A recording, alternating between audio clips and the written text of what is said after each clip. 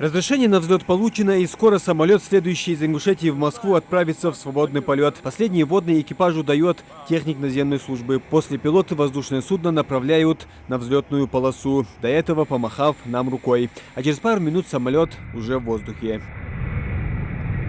Парящий в небе самолет – это лишь заключительная часть их труда. Прежде чем самолет взлетит, предстоит провести немалый объем работы. Среди них регистрация пассажиров, проверка багажа, размещение всех вылетающих. Но самый первый этап воздушного сообщения начинается не в самом аэровокзале, а в здании рядом, штабе аэропорта. Бекхан Кастоев – один из тех, кто стоял у истоков зарождения Ингушского аэропорта. В декабре 1992 года он, будучи техником, одним из первых вышел на взлетно-посадочную полосу нового аэровокзала.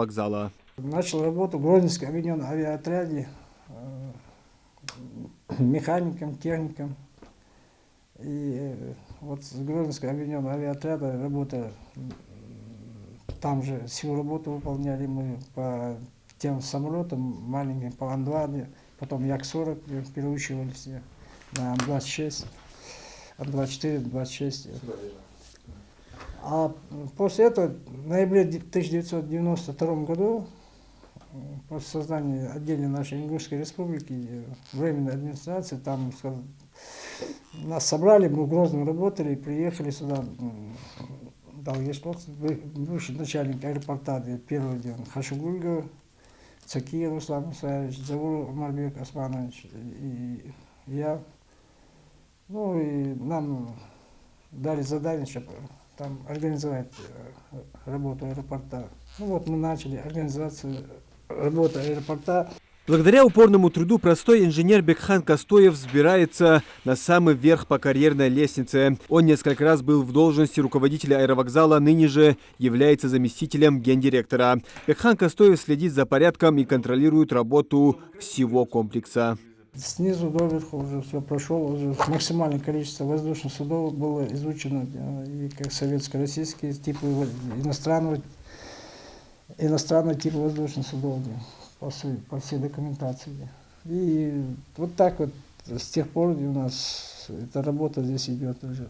Почти за 30 лет существования аэрокомплекс менялся на глазах. Сейчас в аэропорту работают около 400 человек. Все они хорошо обученные специалисты. Ежедневно аэропорт обслуживает до 400 пассажиров, следующих по маршруту Москва, Ингушетия, Москва.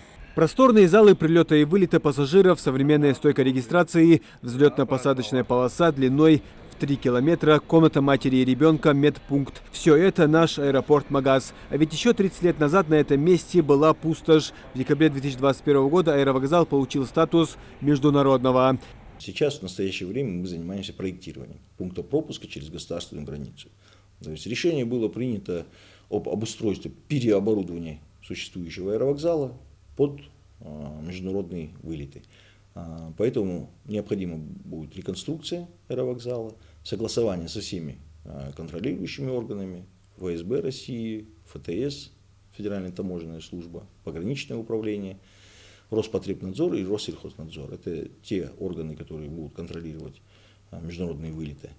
Работа уже начата. Вчера у нас прошло совещание в правительстве по определению сроков работ и так далее. Кроме рейсов международных, из аэропорта планируют совершать и межрегиональные вылеты. Несколько сообщений уже определено, и на них стартовала продажа билетов. Еще 3 планируется открыть. В настоящее время открыта продажа на следующие направления. С 1 апреля у нас Тюмень, 1 раз в неделю. С 1 мая у нас начинаются рейсы на Самару, 2 раза в неделю. Стоимость билетов от 3600 рублей. Тюмень от 4800 рублей. И на летний период с июня по сентябрь у нас планируется выполнение рейсов на Сочи. 2 раза в неделю, стоимость от 2800 рублей. То есть, вполне хорошие цены. Я думаю, что мы надеемся, что будут у нас пассажиры будут. Ну а пока новые рейсы не введены, сотрудники аэропорта продолжают работать в привычном графике. И даже в свой профессиональный праздник они на посту. Работа у этих людей не терпит исключений. Муслим Ганиев, Адам Далаков, Новости 24.